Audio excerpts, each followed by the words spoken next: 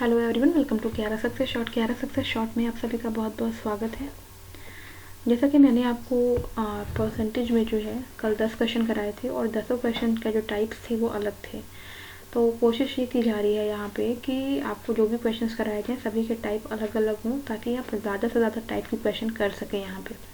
और इसके बाद से जो इनकी प्रैक्टिस है वो आपको सेट जो है टेलीग्राम जो ग्रुप बना हुआ है वहाँ पर आपको अवेलेबल हो जाएगी। जो अभी मेंबर्स ऐड हैं वहाँ पे उन्हें वहाँ पे वो मिल रहा है।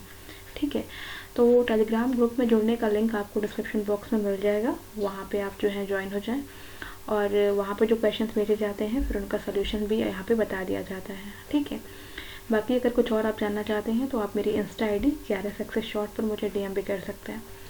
तो आज का जो हमारा चैप्टर है वो भी परसेंटेज ही है और ये है परसेंटेज का पार्ट 2। इसमें हम लोग जो है अलग अलग 10 तरीके के और भी क्वेश्चन देखने की कोशिश करेंगे। ठीक है, जो कि कहीं ना कहीं एग्ज़ाम में उस पैटर्न पे क्वेश्चंस आए हैं। आज का हमारा पहला क्वेश्चन है, अमन का खर्च विमल के खर्च से 30% अधिक है तथा विमल का खर्च रमन के खर्च से 10% कम है।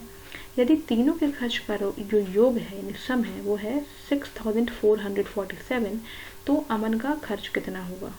ठीक है, अब देखो एक तरीका होता है कि आप पहले सपोज कर लो कि अमन का खर्च x है।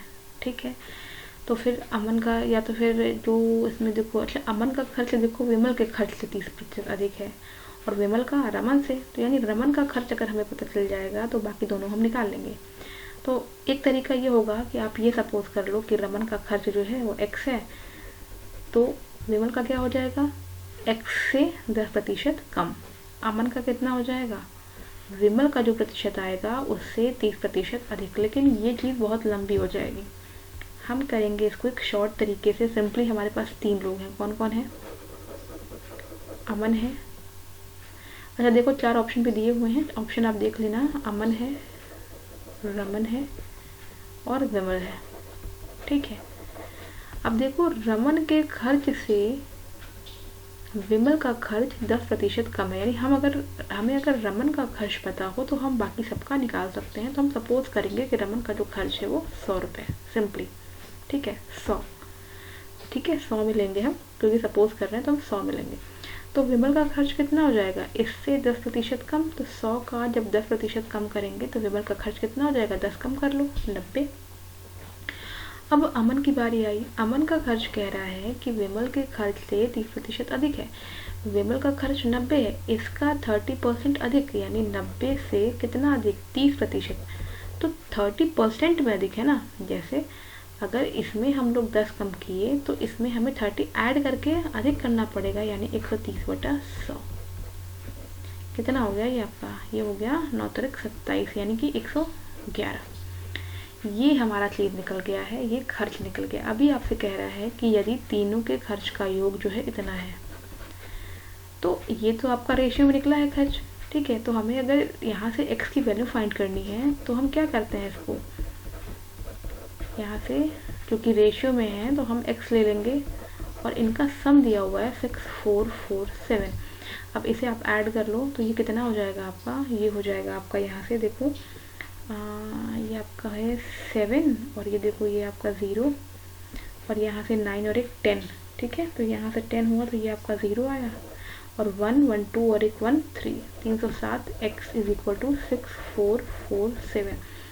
अब x की वैल्यू क्या हो गई, 6447 में 307 से डिवाइड कर लो। आप जब डिवाइड करेंगे तो ये 21 टाइम्स चला जाएगा, यानी कि x की वैल्यू यहाँ से 21 आ गई।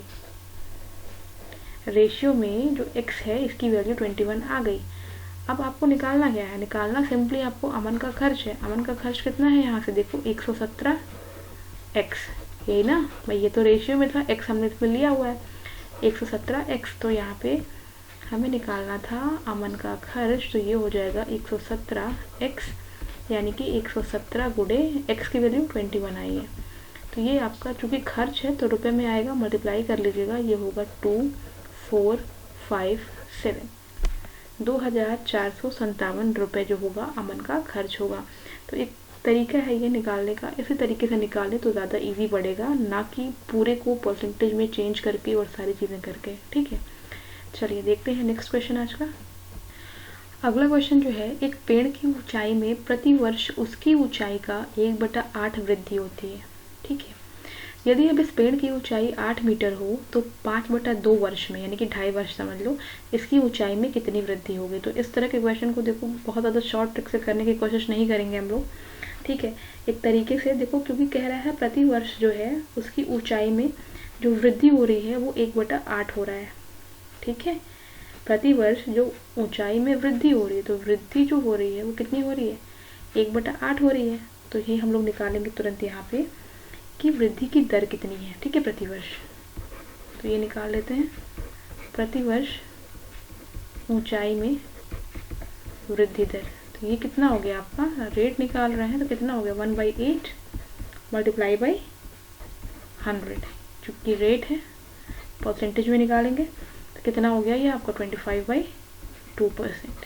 सिंपली बस पहली लाइन से सिर्फ हम लोग यहाँ पे प्रति वर्ष ऊंचाई में वृद्धि की दर निकालेंगे। ठीक है, ऊंचाई कितना दिया है, देखो यहाँ दिया है, यदि अब इस पेड़ की ऊंचाई 8 मीटर है, ऊंचाई कितना है 8 मीटर, आपसे पूछ रहा है 5/2 वर्ष में इसकी ऊंचाई में कितनी वृद्धि होगी। तो पहले तो हम ये निकालेंगे 5/2 मतलब कितना हो गया, 2.5 वर्ष, यानी कि चूंकि ऊंचाई में वृद्धि पूछ रहा है तो पहले तो हम यही निकाल रहे हैं कि 2.5 वर्ष में इसकी ऊंचाई कितनी हो जाएगी। ठीक है, 2.5 वर्ष में ऊंचाई, मैं बहुत शॉर्ट में लिख रही हूँ इसको क्योंकि जगह भी नहीं यहाँ पे है। ठीक है, 2.5 वर्ष या फिर 2.5 वर्ष आप बाद कर लो यहाँ पे ताकि आपको थोड़ा समझ में आ जाए। ठीक है, 2.5 वर्ष बाद ऊंचाई, पेड़ की ऊंचाई है, मैं पेड़ यहाँ मेंशन नहीं कर रही हूँ। 2.5 वर्ष बाद ऊंचाई कितनी हो जाएगी, तो 8 तो है ही, पेड़ की ऊंचाई कितनी है 8 तो है ही। अब 2.5 वर्ष बाद जैसे हम लोग निकालते हैं, ठीक है, जब आप लोग निकालते हैं इंटरेस्ट निकालते हैं तो किस तरह से करते हैं, 1 प्लस आर लिखते हैं, आर, तो यहाँ पे आर जो है यानी कि वृद्धि दर कितना है वो है 25/2, तो ये 25/2 और बटा कितना होता है 100 होता है, यानी मल्टीप्लाई बाई 100, तो मैंने इसे 200 कर दिया है। ठीक है, टाइम कितना है 2.5 वर्ष है, तो 2.5 में पहले 2 ले लेंगे, दूसरा वाला करेंगे पहले, अब 1 प्लस फिर आपका 25/2 इंटू 100, यानी तो अब देखो 25/2, लेकिन आपको आधा वर्ष का निकालना है, तो जो आधा वर्ष का जो हाफ है वो क्या हो जाएगा, यहाँ आ जाएगा, तो 2 4 हो जाएगा और ये हो जाएगा 400। समझ में आ रहा होगा, जैसे हम लोग कंपाउंड इंटरेस्ट निकालते हैं, चक्रवृद्धि ब्याज निकालते हैं, ठीक उसी तरह से P 1 प्लस R/100 से इसको हम सॉल्व कर रहे हैं। इसको सॉल्व कर लीजिए, 8 हो गया, इसे आप सॉल्व करेंगे 225/200 हो जाएगा ये। ठीक है, चाहिए तो और छोटा कर सकते हैं या फिर इसे ऐसे ही रहने दें। ठीक है, तो ये आपका जो है, देखिए पहले तो स्क्वायर है तो इसको या तो सीधे सीधे जो है यहाँ से कट कर लो। ठीक है, कट करना चाहो तो, या फिर इसे हम 225/200 स्क्वायर मल्टीप्लाई बाई, ये आपका 425/400 हो गया। ठीक है, अब इसको सॉल्व करेंगे तो सॉल्व कर लेते हैं। यहाँ से देखो ये आपका जो है ये 40 और ये हुआ आपका 45, तो ये आपका हो गया यहाँ से 9 और ये हो गया 8, यानी कि 8 multiply by 9/8 multiply by 9/8 multiply by. अब इसको कैसे करेंगे हम, इसे करने के लिए हमें करना होगा यहाँ पे, ये देखो इसको भी हम लोग 5 से ही कट करते हैं, ये 80 और ये देखो 85। ठीक है, अब इसे नेक्स्ट करते हैं तो ये आपका हो जाएगा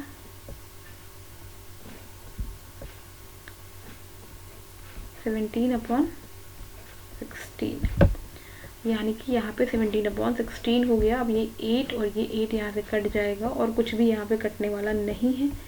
इसे आप मल्टीप्लाई करेंगे तो ये आपका आएगा 1377/128 मीटर। ये आंसर नहीं है क्योंकि ये सिर्फ हम लोग निकाल रहे हैं कि 2.5 वर्ष के बाद पेड़ की ऊंचाई कितनी होगी। आपको जो पहले ऊंचाई में वृद्धि थी और जो 2.5 वर्ष बाद ऊंचाई में वृद्धि है उसमें पूछ रहा है कि कितनी वृद्धि हुई। तो कितनी वृद्धि हुई में क्या करेंगे आप, जो पहले पेड़ की ऊंचाई थी वो 8 मीटर थी, बाद में कितनी हो गई 1377/128। तो वृद्धि कितने की हुई?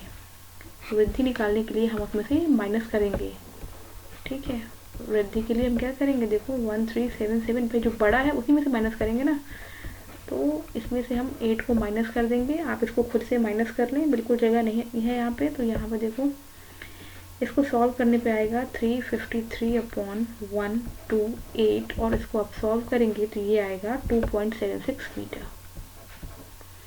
कैलकुलेशन इसमें जो है थोड़ा सा आप कर लीजिएगा, ठीक है। और 2.76 मीटर देखो आपका ऑप्शन नंबर ए है यहाँ पे, ठीक है, ऑप्शन नंबर ए है। इससे छोटी ट्रिक आपको नहीं इसमें जमेगी, क्योंकि इस तरह के क्वेश्चन को आप इस तरह से करें तो ज़्यादा बेटर होगा।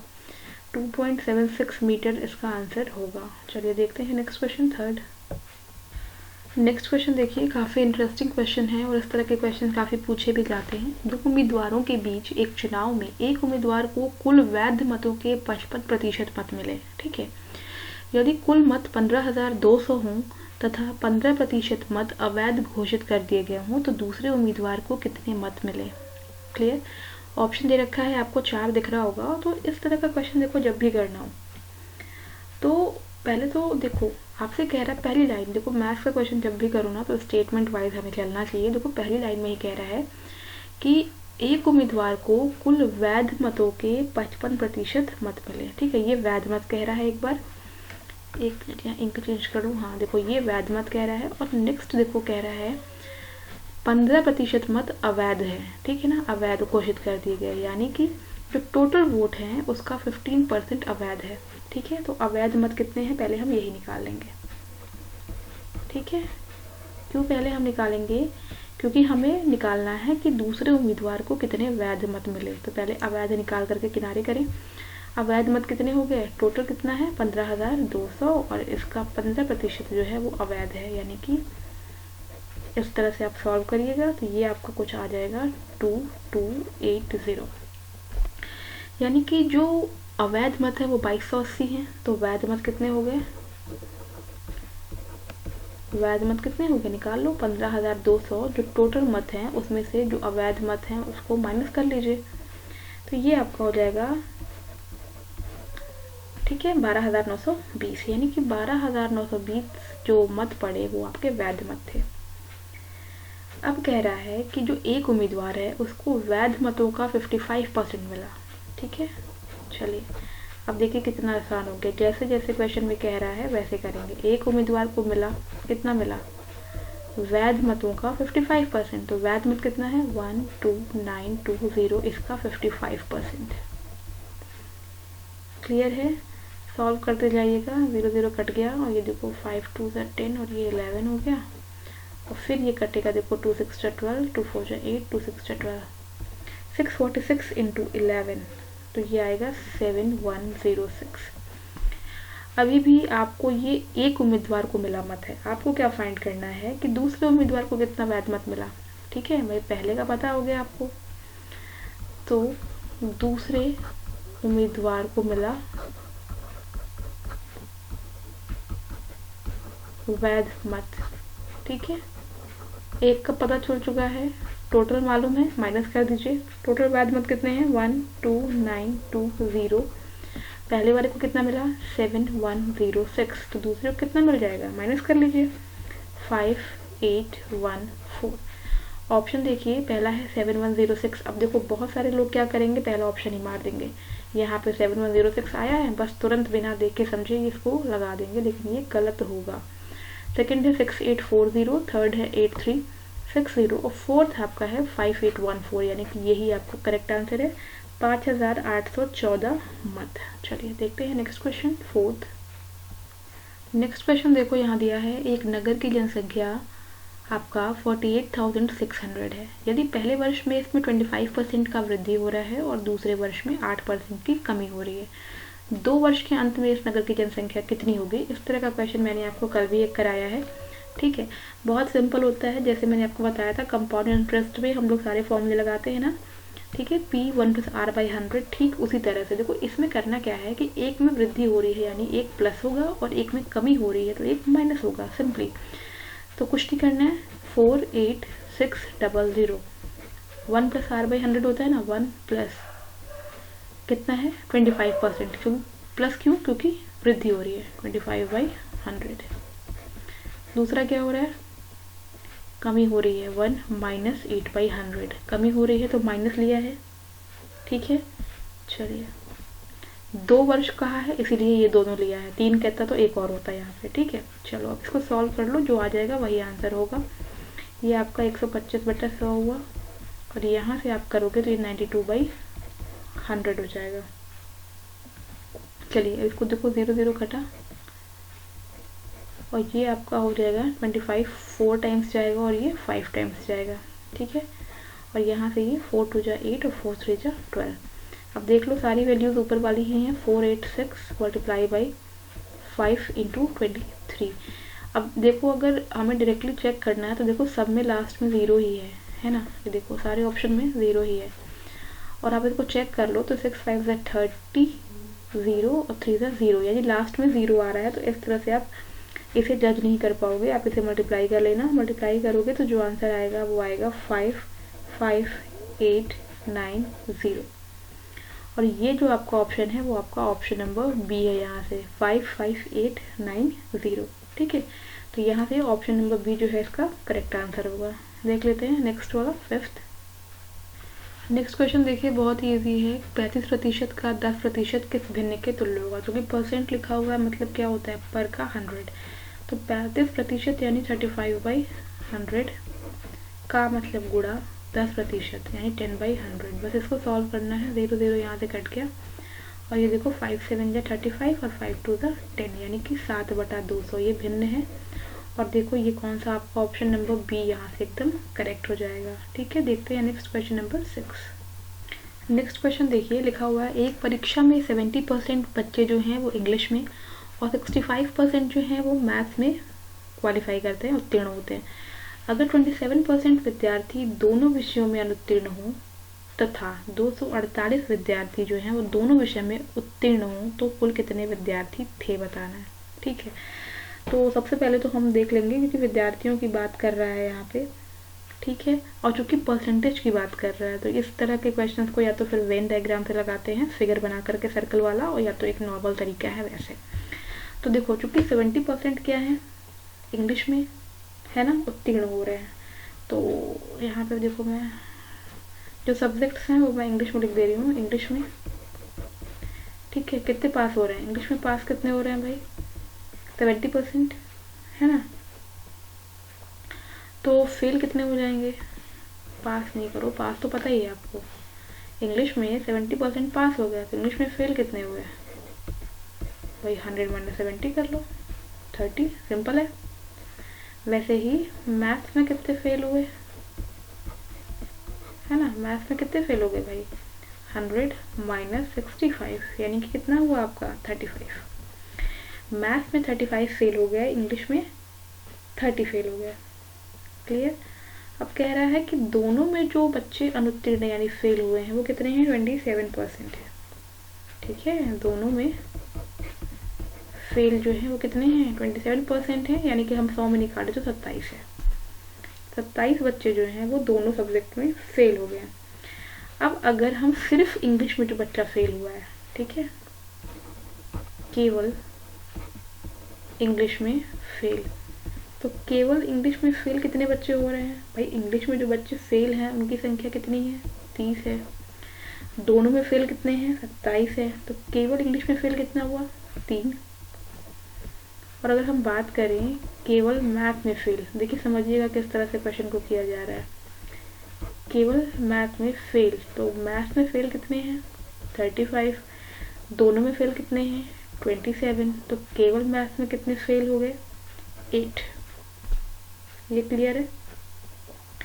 अब कह रहा है कि 248 विद्यार्थी ऐसे हैं जो कि दोनों विषय में पास हो गए, है ना, दोनों विषय में पास हो गए। तो जब दोनों विषय में पास हुए हैं वो 248 हैं, तो हमें ये भी तो निकालना पड़ेगा ना कि दोनों विषयों में उत्तीर्ण प्रतिशत कितना है, निकालना पड़ेगा। तो दोनों विषय में अनुत्तीर्ण कितने हैं, कितने हो गए, देखो यहाँ से दोनों विषय में अनुत्तीर्ण 27, 3 और 8। चलो दोनों विषय में, या फिर आप तथा कह लो या फिर अथवा कह लो, यहाँ पे अथवा लिख लो, और अथवा एक में फेल कितने हैं, तो कितने हो गए हैं, ये आपको देखो 27 है, 3 है और 8 है, 8 9 10 11 यानी कि 38। यानी कि जो ये इतने बच्चे हैं ये 100 में से जो है दोनों विषय में या एक में फेल है। ठीक है, तो जो परसेंटेज हो जाएगा, ठीक है, दोनों विषय में उत्तीर्ण, ये प्रतिशत कितना हो जाएगा आपका, माइनस कर लो 100 में से 38 को, तो ये हो जाएगा 62%। बस यही नंबर आपको चाहिए था। अब सारा काम हो चुका है, तो यहाँ चूँकि जगह नहीं है तो मैं क्वेश्चन को इरेज करूँगी यहाँ से। ठीक है, ऑप्शन आपका एज इट इज रहेगा ताकि हमें बाद में ऑप्शन देखने को ज़रूरत पड़ेगी।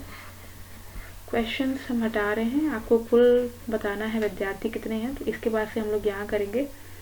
अब आपको पता है, सपोज कर लेना माना कोई विद्यार्थी x है, तो आपसे कह रहा था कि x का दोनों विषय में जो उत्तीर्ण है वो विद्यार्थी दिए थे 248, और यहाँ पे लिखा है कि दोनों विषय में उत्तीर्ण कितने हैं, 62%। x का 62% दिया था 248, अब निकाल लो 248 इंटू 100/62। बस इसको सॉल्व कर लीजिए, देखिए ये कितने टाइम्स जाएगा, 62 4 टाइम्स जाएगा और ये हो जाएगा 400। यानी कि ऑप्शन नंबर सी यहाँ से एकदम सही बैठ रहा है। देख लो आप, सी आपका ऑप्शन जो है वो कितना है, 400 है।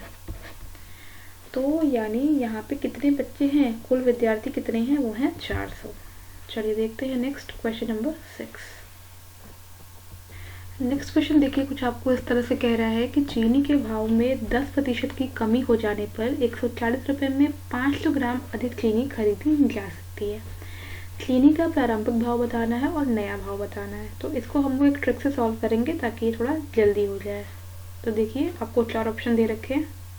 तो देखो इसको करने के लिए हम लोग क्या करेंगे, सबसे पहले देखो यहाँ पे जो है आपको प्रारंभिक भाव भी निकालना है और नया भाव भी। तो जो नया भाव निकालने का ट्रिक होता है, नया भाव इन द सेंस यानी कि जो घटा भाव है या फिर बढ़ा भाव है वही नया भाव होगा, है ना। तो इसको करना क्या होता है कि जो परसेंटेज होता है, अगर आप इसे m समझ लो, ठीक है, और ये ₹140 को अगर हम x कहें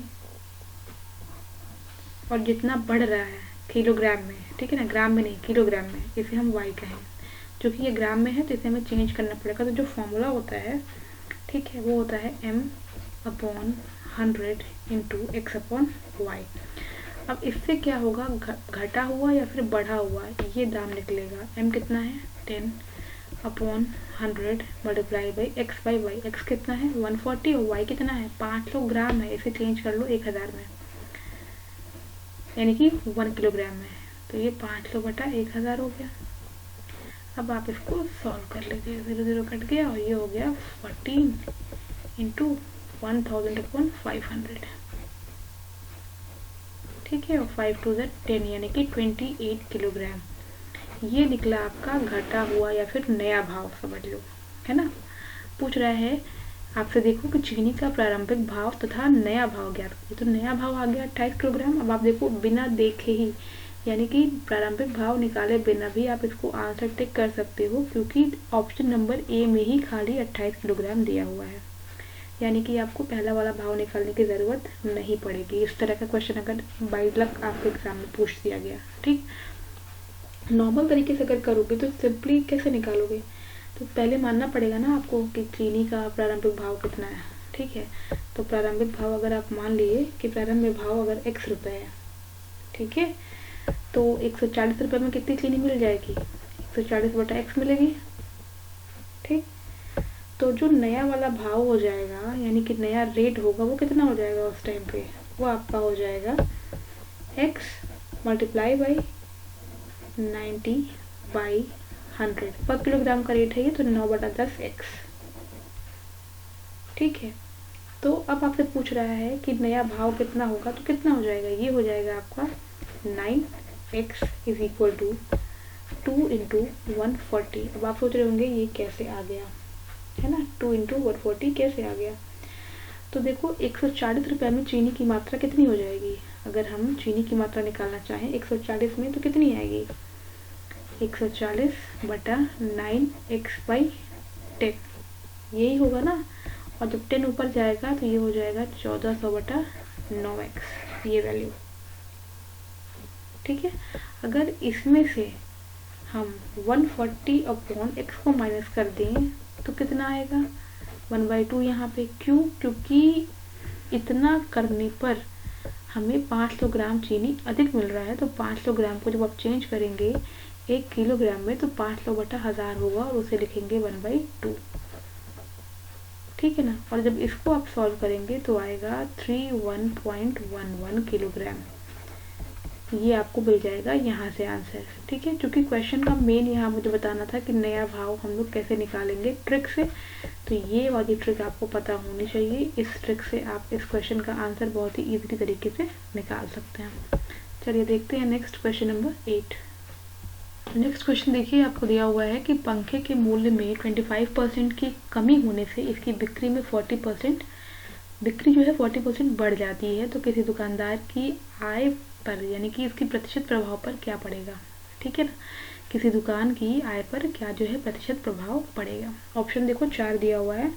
इसे भी हम लोग जो है ट्रिक से ही करेंगे। जब भी इस तरह का क्वेश्चन पूछा जाए, है ना, मैंने आपको बताया था अगर आपको 2 परसेंटेज दिख जाए कहीं पर भी, देखो 25% और 40%, सिंपली फॉर्मूला लगाते हैं plus minus X plus minus Y plus minus X Y by 100। इसमें का मैंने एक क्वेश्चन करा दिया है आप लोगों को कल ही।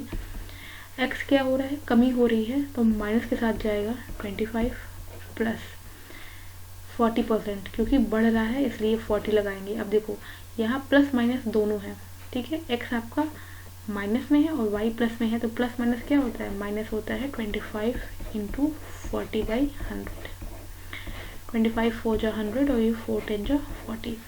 अब देखो -25 प्लस 40 माइनस 10, ये हो गया आपका 40 minus 35 is equal to 5%। Plus के साथ आया है तो ये आपका डी यहाँ से ऑप्शन एकदम करेक्ट हो जाएगा। इसका 5% इसका जो है क्या हो जाएगा, उस पर प्रतिशत प्रभाव पड़ेगा। नेक्स्ट क्वेश्चन हमारा है क्वेश्चन नंबर 9। नेक्स्ट क्वेश्चन देखिए, ये भी बहुत अच्छा क्वेश्चन है और इसी के साथ मैं एक क्वेश्चन आपको और भी कराऊंगी, लेकिन दोनों में डिफरेंस क्या है वो अभी आपको करने के साथ मालूम चलेगा। रमन अपनी आय का 20% भोजन पर, शेष का 25% वस्त्र पर और शेष का 10% यातायात पर खर्च करने के बाद भी 5400 बचा लेता है। उसकी मासिक आय क्या है। देखो जब भी शेष वाली बात आए ना, जब भी शेष वाली बात आए उस समय जब आपसे मासिक आय पूछे तो जो फॉर्मूला आप लगाएंगे आप सभी के लिए अलग लगाएंगे, यानी कि इस तरह से कुछ लगाएंगे formula 100/100 minus m multiply by 100/100 minus n 100/100 minus p। जब भी शेष कहे तब, ठीक है ना। शेष वाले क्वेश्चन में हमेशा इसको हम अलग अलग करेंगे। m n p क्या है, पहला वाला परसेंटेज m मान लीजिए, दूसरा वाला n और तीसरा वाला p क्वेश्चन में। शॉर्ट ट्रिक है, फॉर्मूला पुट कर लीजिएगा। m की जगह 25, n की जगह देखो गलत कर दिया है, यहाँ पे m की जगह 20 होगा क्योंकि हमने m को 20 लिया, और n की जगह 25 और p की जगह होगा 10। चलिए 100/80, 100/75 और 100/90 क्लियर है। और इसके साथ ही क्या मासिक आय पूछा है ना, किसके लिए, x। ठीक है, ये हो गया x। अब आपको क्या करना है, इसको सॉल्व कर लेना है। अब देखो यहाँ तो क्वेश्चन में हमने x लिया था, लेकिन जब हम वैल्यू पुट करेंगे तो जो ये वेतन दिया हुआ है वो कितना है, कितना बचा ले रहा है, वो 5400 वो बचा ले रहा है खर्च करने के बाद से। तो यहाँ हो जाएगा 5400 x की जगह। अब इसे हम करेंगे सॉल्व, तो यहाँ से मैं हटा रही हूँ ये क्वेश्चन, आपको ऑप्शन हम एज इट इज रहने देंगे। ठीक है, ऑप्शंस को हम रहने देंगे ताकि हमें याद रहे कि क्या इसमें हमको लाना था। सॉल्व करेंगे इसको तो देखो यहाँ से 0 0 कट गया और ये 0 और ये 0 भी चला गया है। तो जो बच रहा है वो बच रहा है आपके पास 100, 100, 100 और 54, एंड देन यहाँ बच रहा है 8, 75 और 9। अब इसे हम कट कर लेते हैं और देखते हैं कि आता क्या है। तो देखो यहाँ से 25 से ये 3 टाइम जाएगा और ये जाएगा पूरा 4 टाइम, और ये 4 टू द 8। अब देखो ये 50 हो गया और ये हो गया 6, ठीक है, और ये देखो 3 से जाएगा, ये हो जाएगा 2, तो ये 5 टू द 10, यानी कि ये हो गया है आपका 10,000 रुपये। ठीक है, यानी कि जो इसका पूछा था क्वेश्चन में कि मासिक आय कितनी होगी, वो होगा आपका 10,000 रुपये। और देखो जो ऑप्शन है 10,000 रुपये, उसमें जो है ऑप्शन नंबर बी दिया हुआ है। ठीक है, अब एक नेक्स्ट क्वेश्चन जो कराऊंगी उसमें इसी तरह का क्वेश्चन है, लेकिन उसमें शेष का यूज़ नहीं किया गया है, तो कैसे करेंगे ये देख लेते हैं नेक्स्ट क्वेश्चन 10 में। देखो जो नेक्स्ट क्वेश्चन है, जय अपनी मासिक आय का 12% मनोरंजन पर, 18% जो है यातायात पर और 25% वस्त्र पर खर्च करता है और अंत में बचाता है 1575। अब पूछ रहे हैं मासिक आय। देखो आपको क्वेश्चन एकदम सेम लग रहा होगा, बस देखो वहाँ पे हर जगह शेष का था, यहाँ पर शेष नहीं है। शेष वाले में क्या था, हर बार आपको 100 के नीचे सारी वैल्यूज लिखनी पड़ रही थी, और इसमें क्या है कि आपको 100 ऊपर सिर्फ एक ही बार यूज़ करना है। ठीक है, और फिर 100 minus m plus n plus p, और यहाँ पर क्या है आपका, ये आपका है x, यानी जो बचा पैसा। ठीक है, बस इतना ही करना है। अब m n p आपको पता है क्या है, 12 प्लस 18 प्लस 25, और x कितना है 1575। बस इसी को आपको सॉल्व करना है। तो देखो 100 अपॉन 100 माइनस इसको ऐड कर लीजिए, तो ये कितना हो जाएगा आपका 10 और 5 15, और ये 5 इंटू 1575, ये आ गया 100 अपॉन 45 इंटू 1575। इसे आप सॉल्व करेंगे तो आ जाएगा 3500 रुपये। ठीक है, तो जो 3500 रुपये है वो क्या है, उसकी मासिक आय है। और देख लो 3500 आपका जो है ऑप्शन नंबर 1 ही दिया हुआ है, यानी कि ए वाला जो पहला ऑप्शन है वो है आपका 3500। 10 क्वेश्चन ये हो चुके हैं हमारे आज के, लेकिन जो मैंने टेलीग्राम ग्रुप बनाया है उस पर मैंने आज 11 क्वेश्चन डाल दिए थे। एक क्वेश्चन और भी मैंने डाला हुआ है, तो उस क्वेश्चन को भी आज हम कर लेंगे। देखते हैं नेक्स्ट वन। नेक्स्ट और लास्ट क्वेश्चन देखो, ये जो लास्ट के मैंने 3 क्वेश्चन कराए हैं ना, 9, 10 और 11, ये तीनों क्वेश्चन लगभग एक तरह के हैं, तीनों ट्रिक से कराए गए हैं। कन्फ्यूज़न भी बहुत होता है तीनों में, लेकिन इम्पॉर्टेंट भी तीनों बहुत ज़्यादा। इस क्वेश्चन को देखो, एक व्यक्ति अपनी आय का 1/5 भाग पत्नी को, शेष का 2/7 भाग बड़े बेटे को, शेष का 1/4 अपने छोटे बेटे को देने के बाद से भी जो है 900 रुपये बचा लेता है। फॉर्मूला हम लोग लगाएंगे वो कुछ इस तरह से लगेगा, m upon m-1 multiply by n upon n-, या तो 1 लिख लो, या तो फिर यहाँ पर क्या लिखेंगे हम बता रही हूँ आपको, a कर लेते हैं इसे इंटू p अपॉन p-1। अब आप सोच रहे होंगे यहाँ पे a क्यों किया हुआ है, बताती हूँ अभी। इसको देखो हम m सपोज करते हैं, इसको n और इसको p। अब इसमें ऐसा नहीं है कि m को 1/5 लेना है, m वो वैल्यू होगी जो नीचे होगी, यानी कि अपॉन वाली वैल्यू 5।